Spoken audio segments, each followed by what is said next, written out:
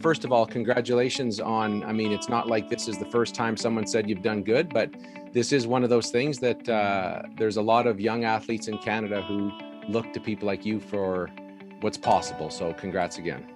Well, thanks. And I'm honestly, when I was so blown away with this, I'm very humbled and honored to tell you the truth. I mean, there's no other way to put it. Well, tell us a bit about then your time post-secondary. How did U Sports and that experience set you up for where you ended up? Well, I think I was very fortunate really to play team sports. And I think, there's nothing better, and I criticize universities in general because they give you, wonderful education, et cetera, but it's also technical. And one of the things that I really think that sports does for you is it allows you to interact with people.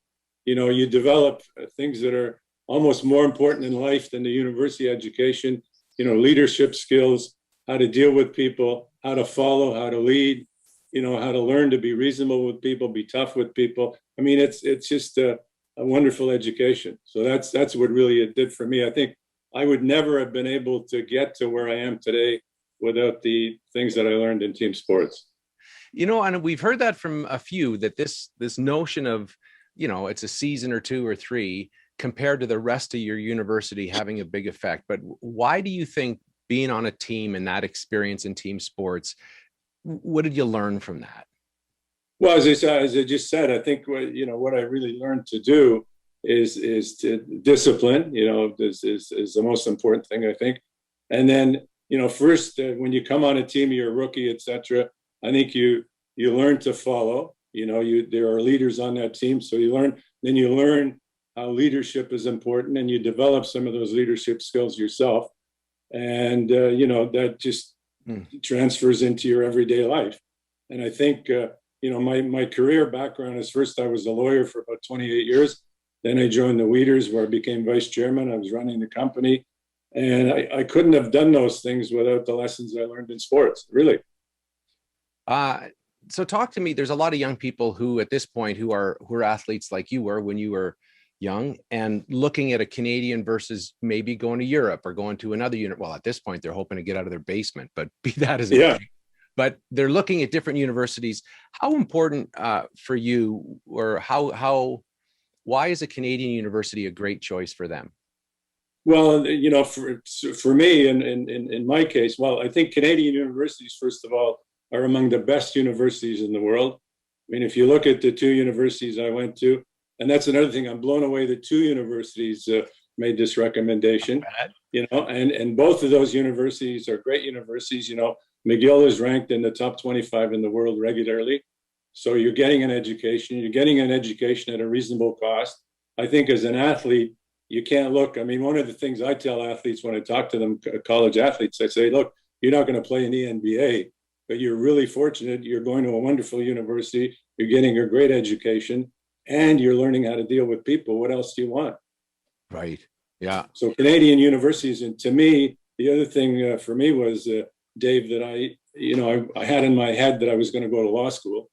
And at one point, I did actually have an offer when I graduated from finishing McGill. I had an offer from Notre Dame to maybe go to school there on a basketball scholarship. And when I thought about it, I said, well, to myself, being realistic, I'm probably not going to make the team, so I won't get the scholarship.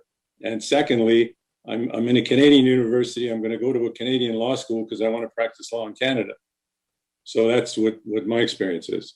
Tell me about when you look back on at either university, was there a coach or even a fellow athlete, just anyone in that world that had an influence on you then? Yeah, I think, I had wonderful coaches. At Loyola, I had three different coaches. Doug Potvin was my first coach, and he had been my high school basketball coach. So, there was a good bond there. He was a very strict disciplinarian, very demanding. And then our second coach there had been the coach of the Greek national basketball team. So when you say, and he had coached us, so it was an assistant coach at Kentucky, and Kentucky under Adolph Rupp, had won a number of NCAA championships. And then our third coach was Jack Winters, who had played professional basketball and had also played with the Harlem Globetrotters. So that was a tremendous experience. At McGill, Had one good coach there and one coach who I won't mention, who I didn't get along with. But that's, that goes with the territory. And so I think all of those people had, a wonderful effect. They, first of all, they projected themselves as good men, honorable men, and leaders. So how good is that to be with them? I'm still, honestly, I'm blown away by your life. I just think we need a 3-part series on you. Tell me one thing you don't know, Dave, is that I started life, my cognitive life started in a refugee camp in Austria. Get out. Yeah. My father took I was born in Budapest, Hungary. And I think, it was, again, adversity is a great teacher, and that was maybe a horrible experience for my parents, but a great experience for me. Tell me about then all of this. How people say, okay, what's something you're proud of? What's an accomplishment that that you sit back now and go, I did that. Yeah, I mean, my proudest accomplishment really is being in a position to help young men and women realize their dreams. I mean, that's my goal, is to help other people. Dave, I was helped throughout all my life. I mean, I get pretty choked up as I talk about this, but my whole life, really starting in that refugee camp, people helped me. All through my life, I've had people, and this is my way of trying to thank those people that helped me to help others. Wow, that's so great. So I have a feeling this answer is an easy one, or pretty straightforward. But so then, why do you give back to these universities and to your community? Well, it's just it's this feeling of all these people have helped me. They're not around. I can't thank them. So I think it's passing on their legacy to the younger generation, and really hopefully giving these young athletes, both men and women, the same opportunities that I had of somebody helping them. So what's your advice? So a lot like you remember back in the day when you were a young athlete, you're just trying to make the team. You're just trying to stay on the team. You're just hoping to get through university. What advice for someone whose world is relatively short at that point and they're just looking to make the team or get to university? What's your advice for them going forward? Well, I think my advice would be chase your dreams, believe in yourself. And one of the things I particularly enjoy with this giving back is that it's not just financial.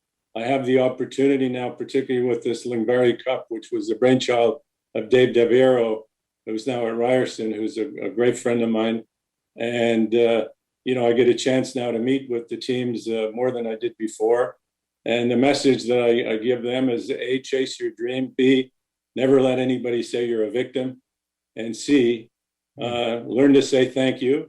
And learning to say thank you means writing thank you letters. And I learned about that from my mother. I learned from my mother lessons, 5 lessons of life. My mother said, smile, say hello. No, sorry, smile, say hello, say please, say thank you, and smile again, and you'll have a happy life.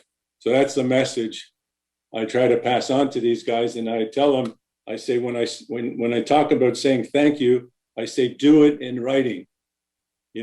Nobody ever got hurt by writing a thank you letter. And one of the people that I learned this from a little bit directly, a little bit indirectly, was Arnold Palmer.